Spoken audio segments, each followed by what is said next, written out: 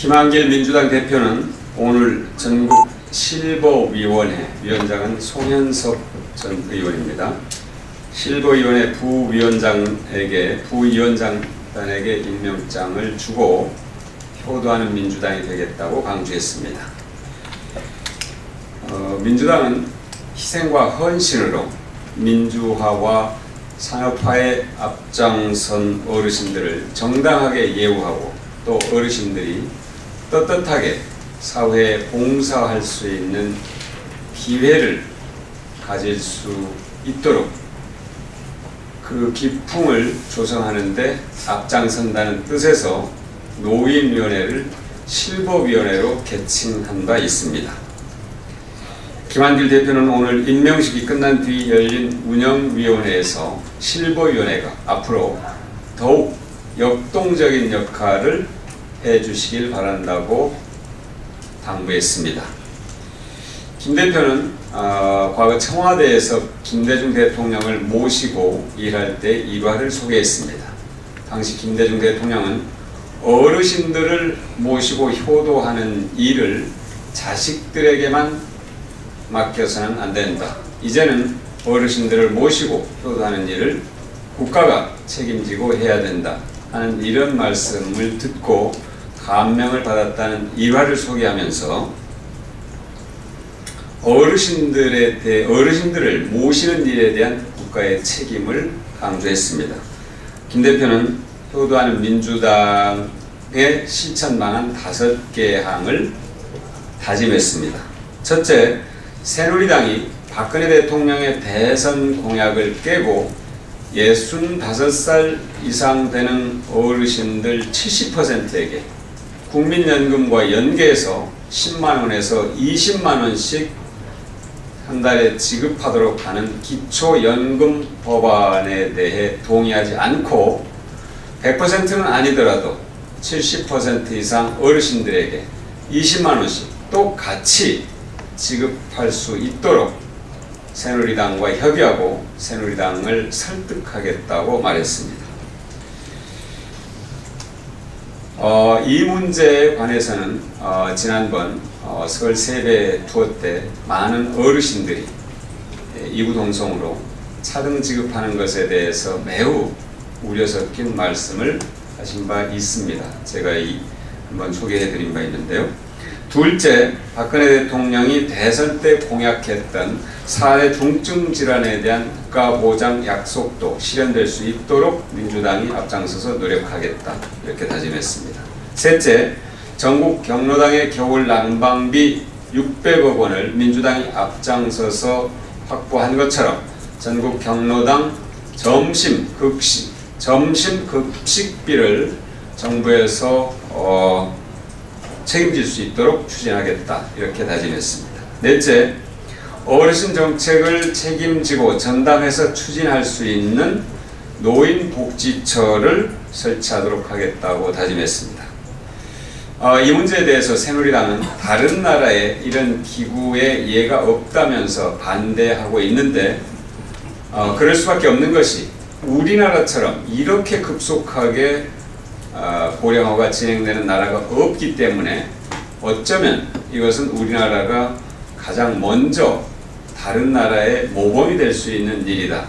그래서 노인복지처를 반드시 신설하도록 노력하겠다 했습니다.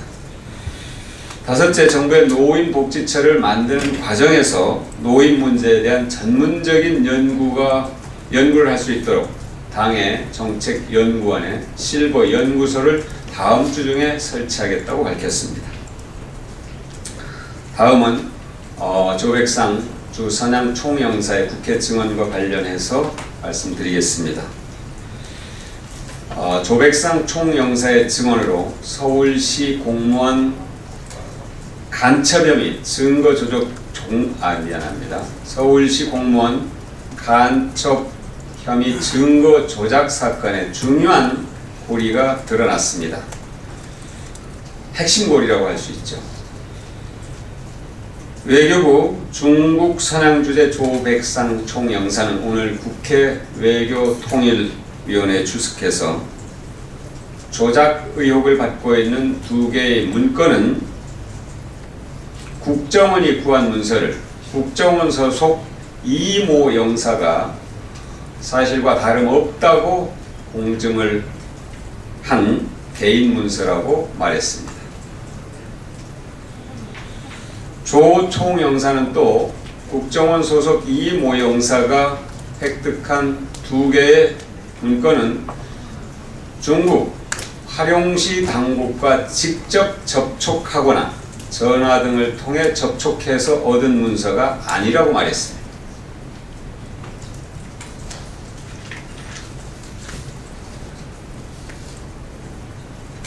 중국 당국이 발행한 문서라면서 법원에 제출된 증거가 국정원 직원이 개인 차원에서 구하거나 또는 만들었거나 하는 것을 개인 차원에서 공증한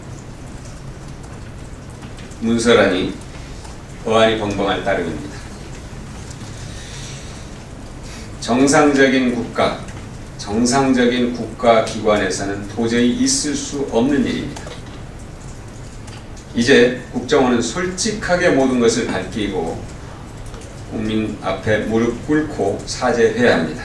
첫째, 이 모 영사는 어떤 임무를 갖고 지난해 8월 중국 선양 주재 총영사관에 부임했는지, 그리고 이 모 영사는 2개의 문건을 누구를 통해서 어떤 방법으로 얻었는지, 셋째, 3자가 개입했다면 그 3자를 밝히고 3자가 개입하지 않고 본인이 직접 만들었다면 그 사실도 실토해야 합니다.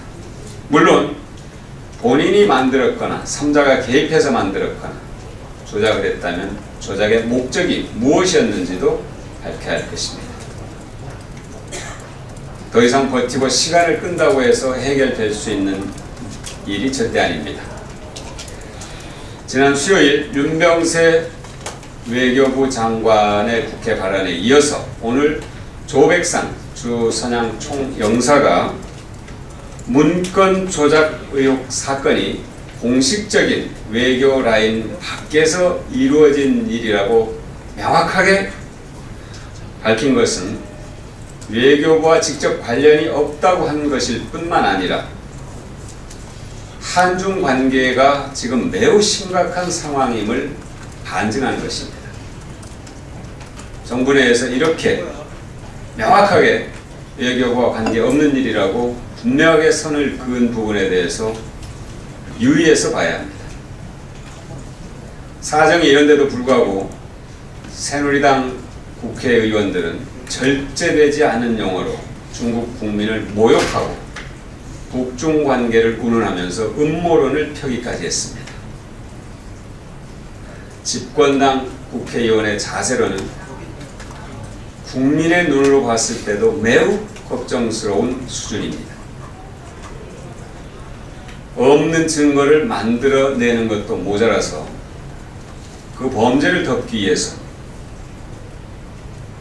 또 없는 말을 만들어내는 무모한 행태는 국정원에도 도움이 되지 않을 뿐만 아니라 새누리당과 박근혜 대통령에게도 도움이 되지 않고 한중 관계의 미래를 해치는 매우 심각한 문제입니다. 국정조사를 통해서 또 특검을 통해서 진상을 밝히고 책임져야 할 분들은 분명하게 책임을 져야 합니다. 이상입니다.